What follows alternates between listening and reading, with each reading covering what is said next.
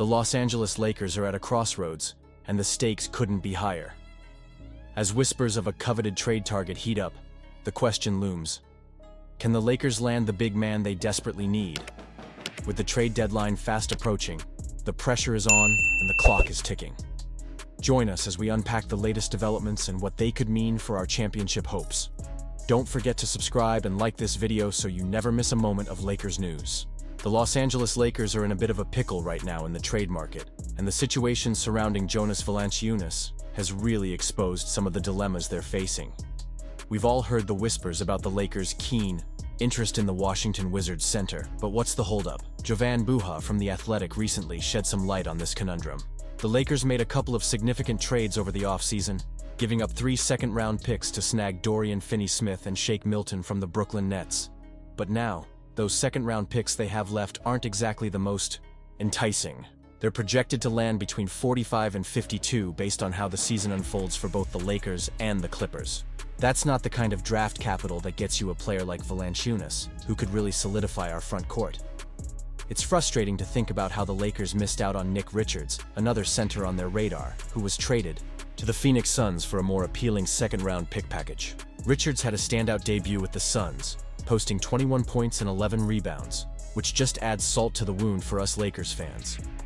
We've also got to consider the Wizards side of things. They're reportedly looking for more draft capital than the Lakers are willing to offer. The Lakers have lost that mid-sized expiring contract in D'Angelo Russell, which would have given them some leverage in negotiations. Now, the Wizards are exploring other options around the league for potentially better offers.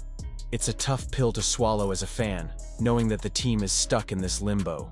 In the meantime, the Lakers have made a move of their own by signing Trey Jemison III to a 2-way contract after waiving Quincy Olivari.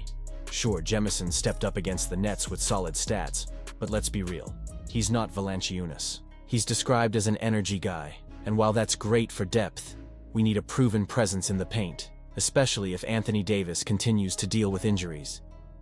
As exciting as Jemison's addition might be, the reality is that players on 2-way contracts can't participate in the playoffs. If we're looking toward a postseason run, we definitely need more than just a decent backup like Jackson Hayes. We need someone who can hold his own in the playoffs, and Valanciunas fits that bill. So what's the takeaway here? Honestly, I'm torn. The Lakers' strategy seems to be leaning towards smaller moves, but are we risking our chances at a deep playoff run by not making a bigger push for a player like Valanciunas? It's a balancing act between building for the future and capitalizing on this season's potential. And you? What do you think? I really want to hear your opinions down below. The trade deadline is fast approaching, and as a die-hard fan of the Los Angeles Lakers, I can't help but feel a surge of excitement about the potential moves our front office might make. I mean, we've been competing well this season, but it's clear we're just a piece or two away from solidifying our status as true contenders in the Western Conference. The buzz around the Lakers is palpable, and the latest rumblings indicate a significant opportunity to snag a center who could make a real difference. Daniel Gafford from the Dallas Mavericks. Picture this: Gafford stepping into the Lakers lineup. This isn't just any trade. It's a chance to bring in a player who can be that missing piece we've been yearning for. Gafford has been averaging 11.7 points, 6.0 rebounds, 1.2 assists, and 1.4 blocks per game this season. Those aren't just numbers. They reflect a player who can impact both ends of the floor. His presence in the paint could open up lanes for Anthony Davis to operate more freely, allowing him to stretch his game out to the perimeter. Can you imagine the combination of Gafford manning the middle and Davis roaming around? That could be one of the most formidable front-court duos in the league. Now let's break down the proposed trade. The Lakers would send Gabe Vincent, Jackson, Hayes, and a couple of second-round picks to the Mavericks. On the surface, it seems like a fair deal. But let's be real. Would Dallas even entertain this? They value Gafford, and while he might be one of their more expendable players, they certainly don't want to weaken their roster without a solid return. If the Lakers could sweeten the pot by adding a first-round pick, maybe even a protected one, it could tip the scales in our favor. Honestly, I'm torn about this trade. While I believe Gafford could provide immediate benefits, trading away future assets like second-round picks always gives me pause.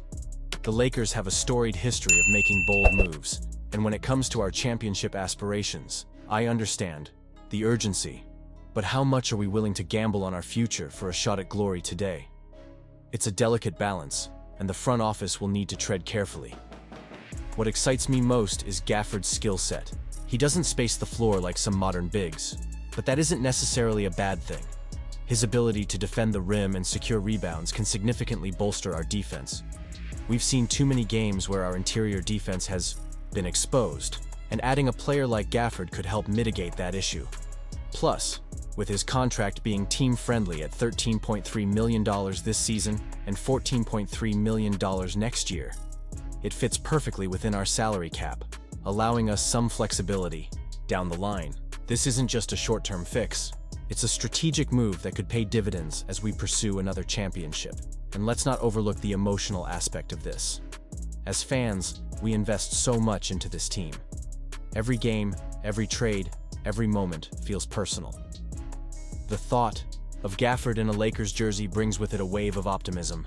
This could be the spark that ignites our playoff run and sends us back to the promised land of the NBA Finals. But I want to hear from you. Do you think this trade is the right move? Is Gafford the answer to our problems? I genuinely want to know your thoughts. Join the debate in the comments below. What do you expect from this potential trade? Are you as excited about the prospect of Gafford joining the Lakers as I am, or do you have reservations? Let's get the conversation going. As we continue to navigate the season, I'll be here, breaking down every move, every game, and every chance the Lakers have to reclaim their throne. So don't forget to like, share, and subscribe to the channel to stay updated on all things Lakers. And remember to activate the notification bell to get all the latest updates. We're in this together, Lakers Nation. Let's keep the faith and hope for the best.